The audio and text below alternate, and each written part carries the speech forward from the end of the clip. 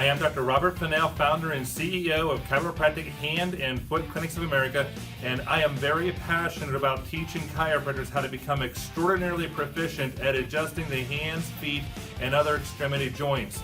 I found that chiropractors, by and large, are mostly spinal focused in their practices, which is great, but there's so many patients that can be helped through extremity adjusting.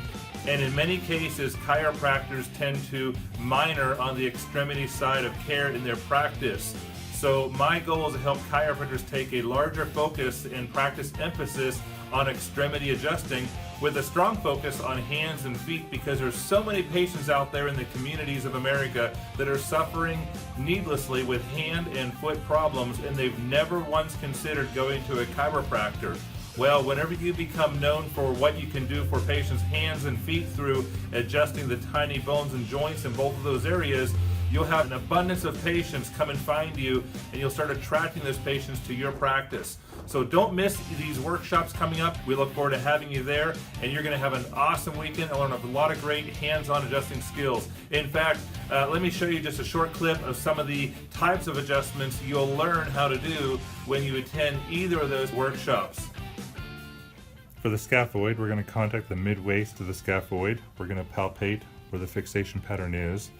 It's a forward roll thrust with 4 specific stabilization points using dynamic stabilization as we roll forward and laterally to correct the scaphoid subluxation.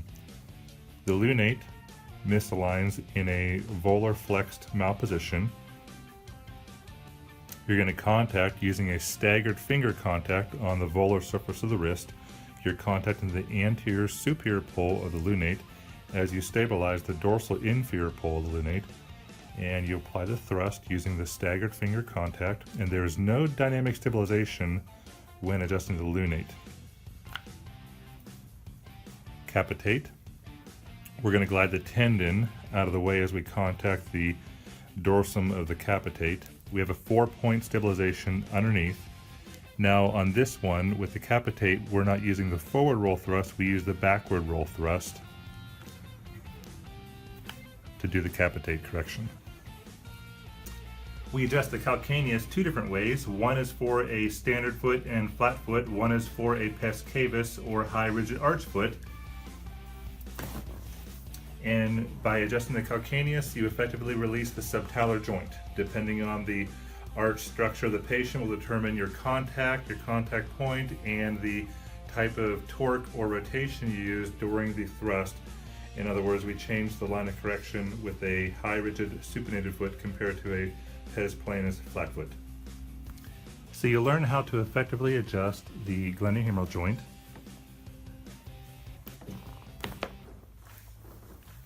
as well as the scapulothoracic articulation. Wasn't that amazing? How would you like to learn how to adjust the extremity areas of the body like that? You can learn to adjust the wrist with ease and efficiency, moving the carpals through a biomechanically correct range of motion, a pain-free, comfortable adjustment for your patients, and loud audible releases when you perform the adjustment. The glenohumeral joint adjustment is very efficient. It's easy to perform once you learn the setup and biomechanics involved. The patients love having their glenohumeral joint adjusted when you use the techniques that we're going to show you on these upcoming events. And one thing I didn't show you in that little video clip was the scapulothoracic articulation.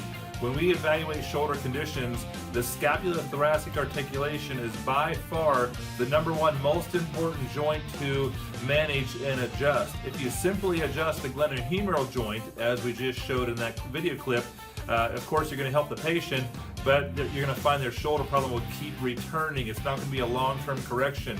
However, when you start with the scapulothoracic articulation, we're going to get magnificent changes in the biomechanical function of the shoulder with that articulation adjustment alone.